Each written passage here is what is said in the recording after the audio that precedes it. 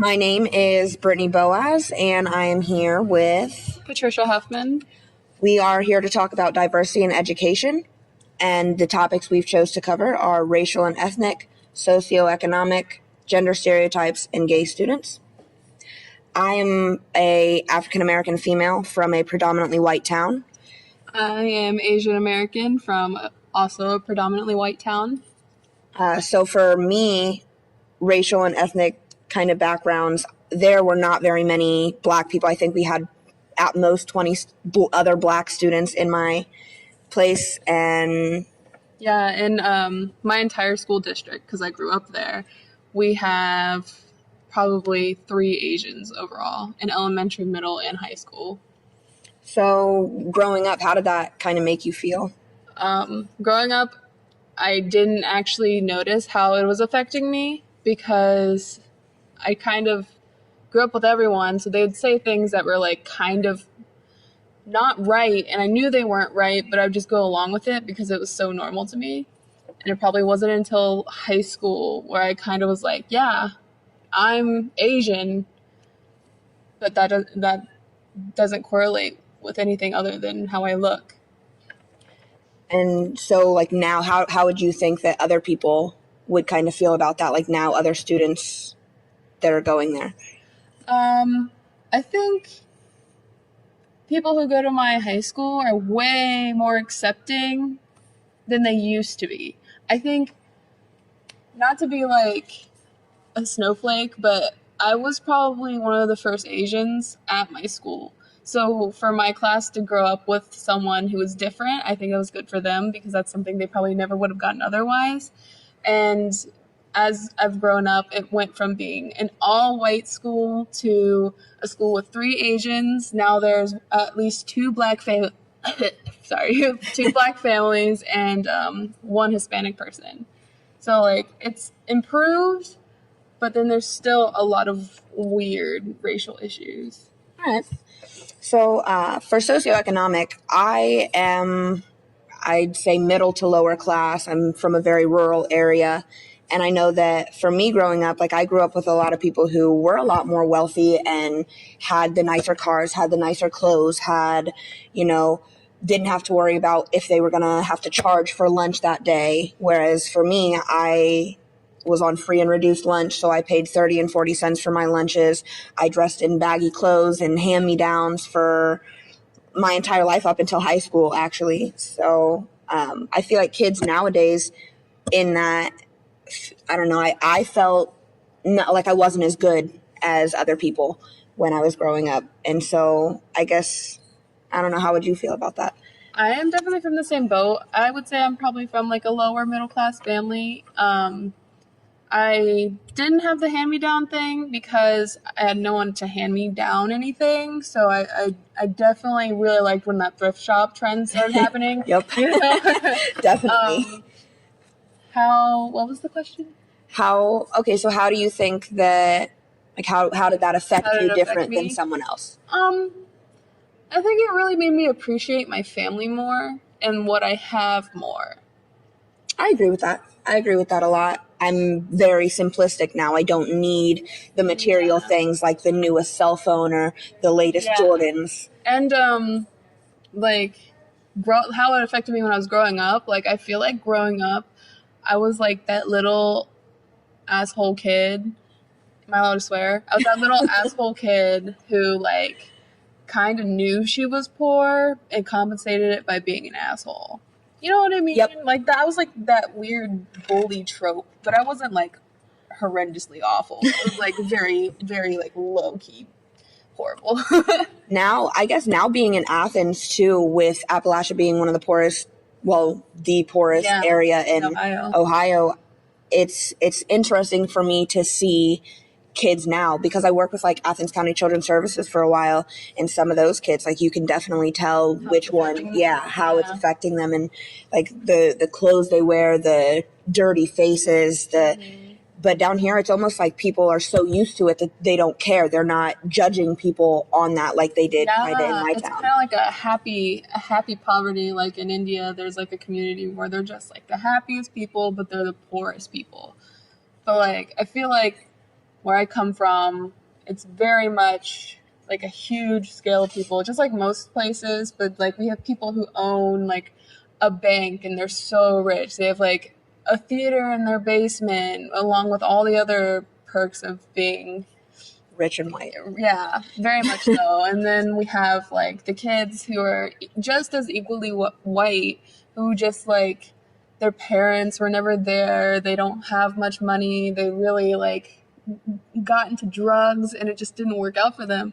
And I feel like a lot of the times that's where a lot of like the racial tension and all this stuff comes from, because like these people are white and like some of them are male and they have the golden ticket. So why aren't they getting all the perks of other white people? And I feel like that's where a lot of racial tension comes in, because like why this Asian girl is succeeding so much in something I should be 10 miles ahead. Yeah. Yep. All right, so I want to combine gender stereotypes and gay students because of kind of how people are expected to be. So I feel like in schools today, it's getting a lot better than it was when we were younger and growing up through like elementary school and stuff like that. Because, I mean, I went and worked with my elementary school over winter break, and I saw girls dressed in like little camouflage pants and boots, and I saw guys in pink t-shirts. I mean, and I was working in a first grade class. They were all playing with different trucks and Legos and stuff. It wasn't girls had to come over here and color and do girly things. I mean, all the kids were playing together. It wasn't bad. But when I was younger, I mean, definitely boys were trucks, girls were coloring and braiding each other's hair and talking about their new clips and stuff like that. Like, see, I don't think I had that growing up. Like, growing up, I was never aware of my gender. I very much, like, dressed like a child who didn't know how to dress and just wanted to be comfortable. And I very much did whatever I wanted to do. Like, if I wanted to play tag on the playground, I was going to play tag on the playground. Yep. There's no way I was that kid over by the tree digging in the dirt, pulling out worms. That was me as a kid. For sure. So, like, I never had any of the gender things growing up. But I think more of the LGBT problems came up when I was in like high school. Middle school is like a fuzzy area because everyone's just like kind of shitty in middle school. Yeah. But, like the high school one is like, that's when people are like starting to like not to be cheesy, but actually find themselves, like, to understand themselves. And that has definitely changed in the 4 years I was in high school. Like, it started off when I was a freshman. Everyone, it was like so anti-gay. Like, if you were gay, you were like the worst person to exist. Oh my gosh, the word faggot. Yeah. And then it got to senior year of high school. Like, one of my friends who was a year younger than me came out as a gay man. He was like a star football player. He's in college right now playing football. Nice. He had like everyone kind of knew he was gay, but he never admitted it. And like, he had so many friends who were like openly homophobic, being so neutral now because he like spoke up about it. Yeah, that's awesome. I knew a lot of people. I knew quite a few people to come out in high school, and I was never one of those. Like, I never thought about it, never had that. And then my sophomore year in college, which is this year, I started dating a girl named Melanie. She's pretty great. But so now I'm starting to be like, I've always been aware because my sister Tristy's gay, but for me, like personally, it's starting to get to a point where I'm more aware of everything, like in TV shows and walking down the street and in movies and stuff. Like, I'm much more aware, and I feel really good about it. But I feel like it kind of would have taken me until college, where people are so much more open and accepting, and you yourself are kind of like, I don't care what other people think anymore. They're not important to me. They have no effect on me. I need to be here for myself and be happy for myself. And I think it's really hard in like whether it's elementary, middle, or high school to kind of break out of that, because everybody's known you for so long and they have this certain opinion of you. So you have this certain opinion of you. And I feel like it's a lot harder for people to come out at a younger age. Yeah, little off topic, same topic. But like, it's like when you get to know yourself more, the world gets a little sadder, but you get a little happier. You know what I mean? Like, definitely.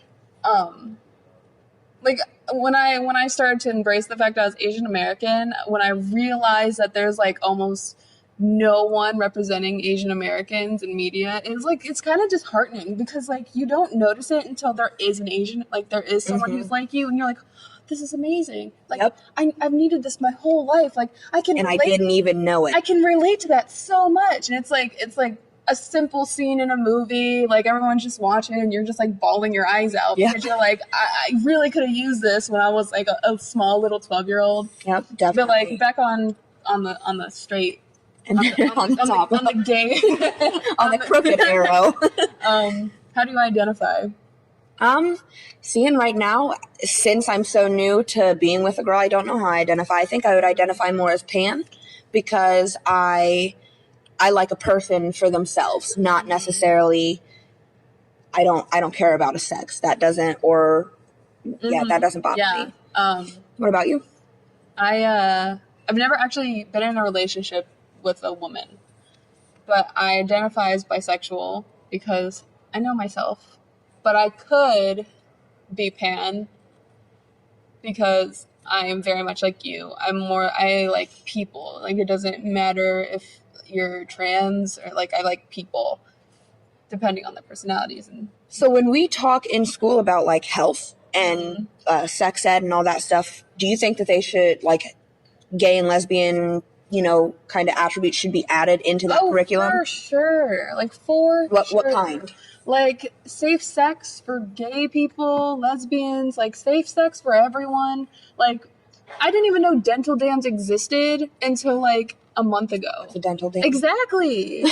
I don't know what that is. Like a condom for a straight couple, it's like that. Like you put it over the genitalia and it makes a barrier between like which is important. Like it's really important for people to know. See, and I mean, I still didn't know that. And no one knows it. And I don't like people have this weird notion that if we give these children an education about some things, it's going to turn them into these things. That's not how it is. Like education is something that broadens your mind, makes you knowing more things in vast different areas, makes you all around a smarter person. That's why when we go to college, it's liberal arts. Like they want us to be well-rounded people with knowledge of many things.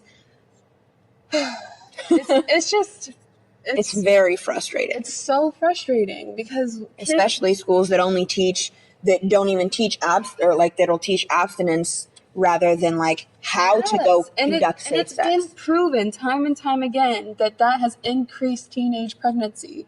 It has increased like the spread of STDs. Like it's been proven on multiple occasions, and still people refuse to look at it any other way but religiously. My health teacher, my freshman year, told us that she had a girl come up to her and tell her that she thought that you couldn't get pregnant if after you had sex you stood up and jumped up and down because the semen would fall out. Exactly. Another kid told her that if you put Skittles in the vagina, you can't get pregnant.